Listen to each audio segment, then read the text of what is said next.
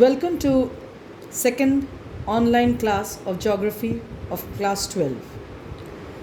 Today I am going to discuss about the topic of nature and scope of human geography. The topic that I am going to discuss today is nature of human geography, naturalization of humans, humanization of nature, neo-determinism, consequences of possibilism, human geography through the corridors of time, stages through corridors of time, fields and subfields of geography. Now, the nature of human geography, what is it? We already discussed about that is in the previous class. The human geography means the relationship between the physical environment and the cultural environment. The second thing is that the elements of the physical, what are the elements, and the elements of the culture, what are the elements. Altogether, these aspects comes under the category of the nature of human geography. Now, under the human geography, there are two traditional approaches. Number one, naturalization of humans and humanization of nature.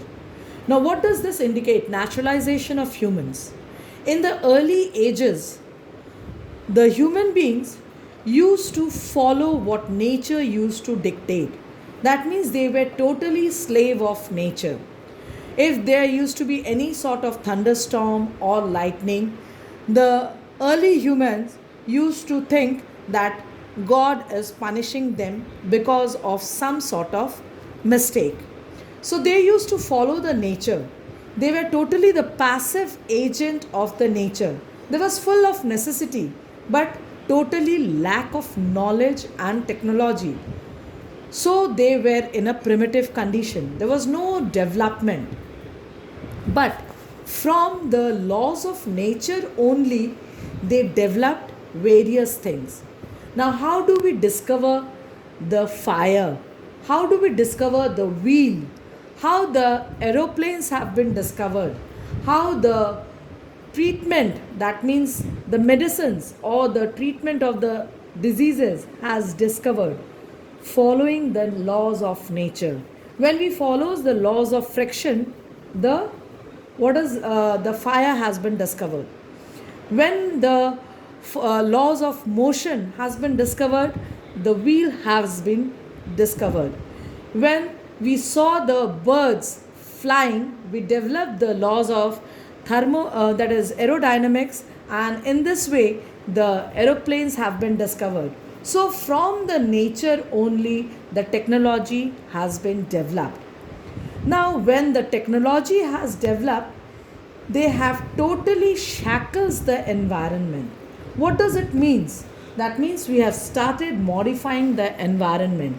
We started making orchards or plantations on the mountains by doing the step farming. The technology has empowered the human beings as an active force, whereas environment is without motion. That means totally the technology is graving out the nature, and environment is totally it's totally motionless. That is, they are totally inert.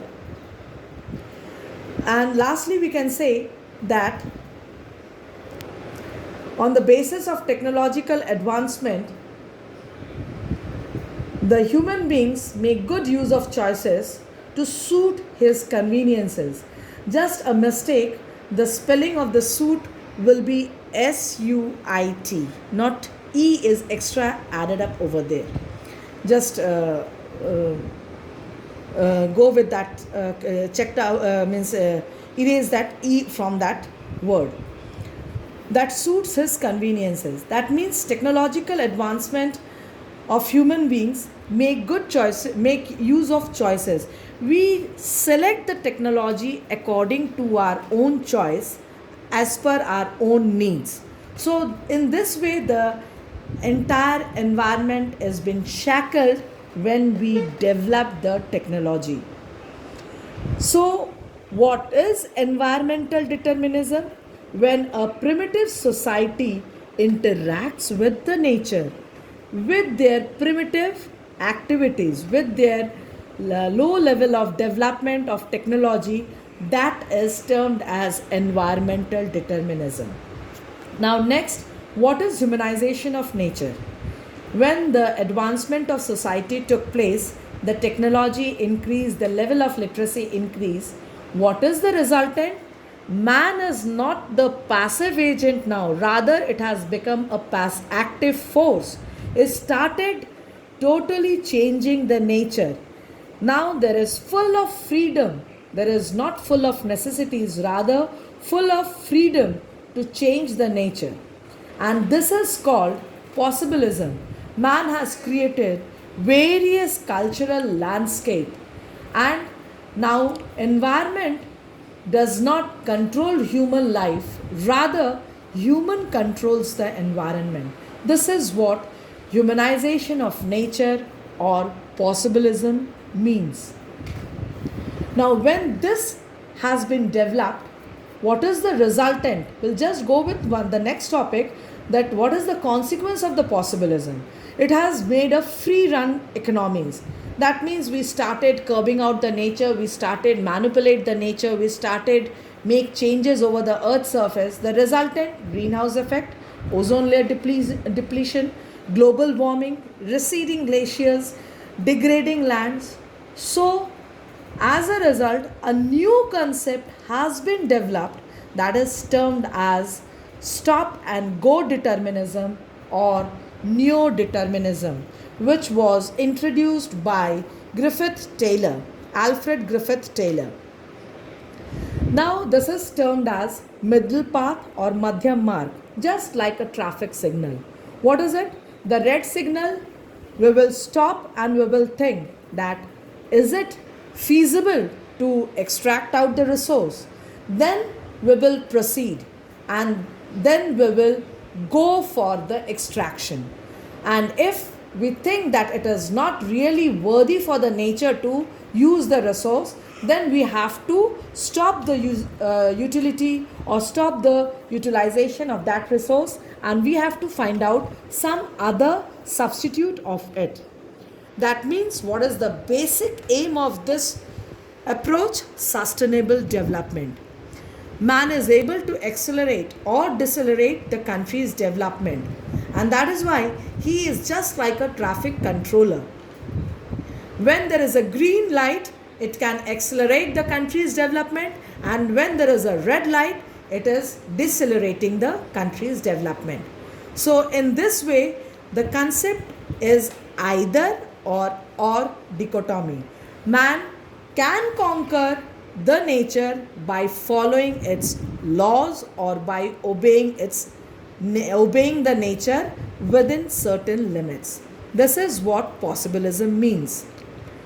Now we will go with the how human geography from 19th century gradually passed through the various corridors of the time. The first was the period of capitalism. When the capitalism was there, at that time there was totally inequality.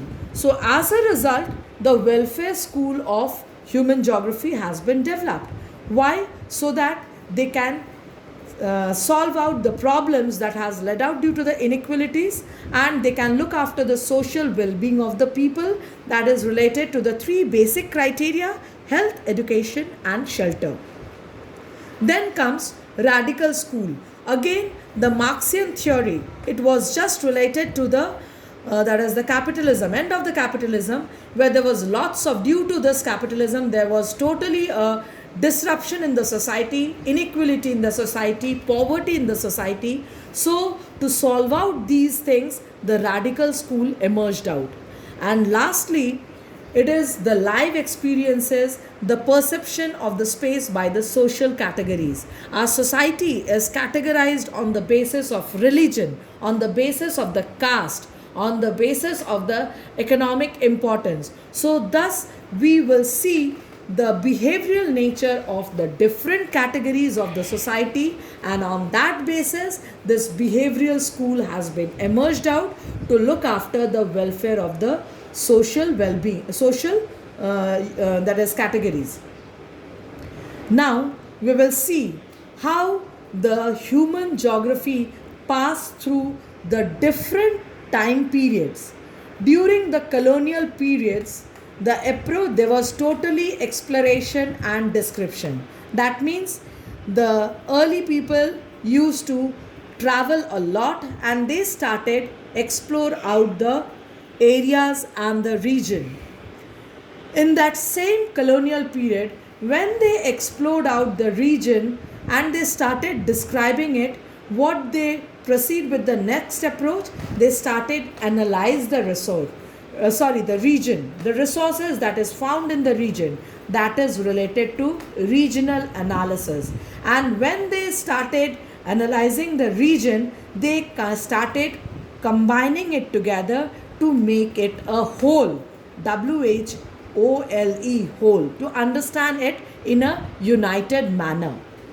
The third, in the 1930s and the interwar period, areal differentiation. Now they find out that why this one particular region is different from the another particular region. They started doing the work of areal differentiation, and when they did the work of areal differentiation, they again started organizing the areas by spatial organizing, that is within the period of 1950s and 1960s, by using all the cartographic techniques, all the statistic techniques. And this was the period of quantitative revolution. That means entire cartographic techniques, the statistical techniques were applied to unite the areas, making a spatial organization. Due to this quantitative revolution, the well-being of the society was totally neglected. The quality of the society was totally neglected. So, in the period of 1970s, the three schools emerged out that I have already explained: humanistic, that is welfare school; radical school; and behavioral school. And after that, in the year 1990, that is the present era, postmodernism, the generalization and the apply of universal law to understand the geography. What are the laws have been developed, have been evolved out, have been introduced. We are following those universal laws and we are able to cope up with the laws with the present scenario. That is the present geographical condition of the human geography. So these are the various stages through which the human geography has passed out. Now there are some fields and subfields of geography. You have to go through with the tabular form of these fields. There are fields of the human geography, social geography, urban geography, political geography, population geography, settlement geography, economic geography. And you have to learn the subfields of the that is the human geography. Like social geography, the subfields; human geography, there are no subfields; political geography, there are two subfields; again population geography, no subfields; and economic geography, the subfields.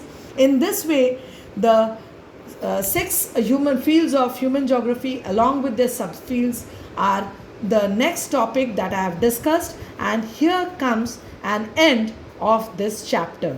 The next online class of this chapter will relate to the NCERT questions and the CBSE board questions. Thank you for following the class.